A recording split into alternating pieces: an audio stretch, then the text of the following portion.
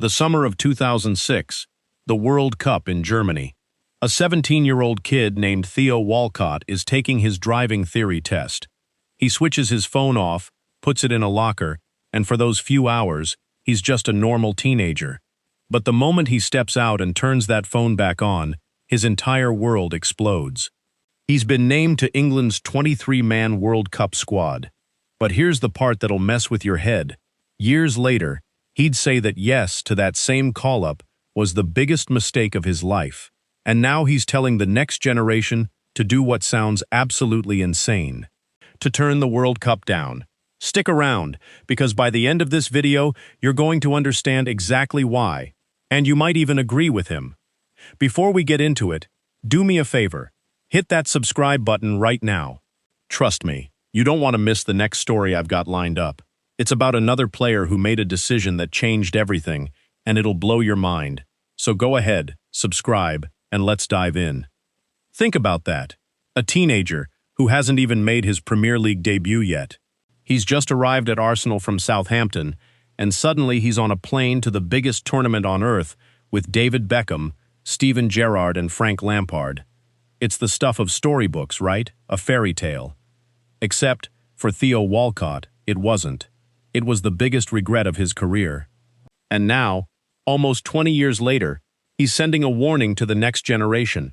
He's telling young players to do the unthinkable, to turn down a World Cup call-up, to say no to the very thing most kids dream about. Why would anyone do that?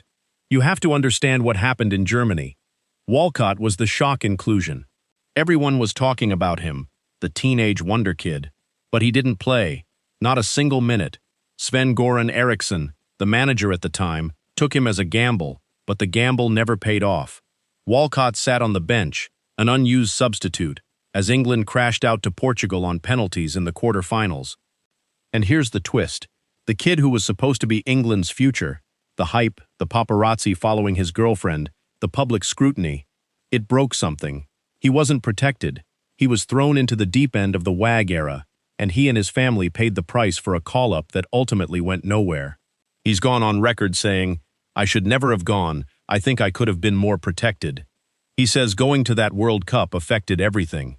The negative reaction, the pressure, the fact he wasn't ready emotionally. It nearly derailed him before he even got started. But the story doesn't end there. The football gods have a cruel sense of humor. After surviving the nightmare of 2006, Walcott finally becomes the player everyone expected. He's flying, scoring goals for Arsenal, and he's one of the most dangerous wingers in the Premier League. Even Lionel Messi calls him dangerous. So surely 2010 is his redemption arc. He's going to South Africa. Right? Wrong. Fabio Capello, the England manager, leaves him at home. Walcott reveals the brutal phone call where Capello basically just told him he wasn't going and hung up. Can you imagine the irony? He goes to a World Cup he shouldn't have gone to, and then gets snubbed for the one he absolutely should have been at. Fast forward to today. Theo Walcott is a veteran. He's been through the highs and the devastating lows of international football. And now he's looking at a 16-year-old named Max Daumann at Arsenal. The kid is breaking records, and there's already talk of him being fast-tracked into the England squad for the upcoming World Cup. But Walcott is saying, no, don't do it. He's saying, I don't mean it in a horrible way, but if I could go back in time, I would change things. I would say to myself, no, don't do it. Walcott knows the damage. He knows that the pressure, the media, the scrutiny of a World Cup at that age, it's not just an honor. It can be a burden that shapes the rest of your career. So here's the question. Do you chase the glory at 17, risking your future? Or do you wait and make sure you're truly ready? Theo Walcott made the choice to go, and decades later, he's still wondering what might have been. Let me know in the comments, if you were a 17-year-old star, could you turn down a World Cup? And while you're down there, hit that like button, because stories like this don't get told enough. Subscribe if you want more deep dives into football's wildest what-ifs. I'll see you in the next one.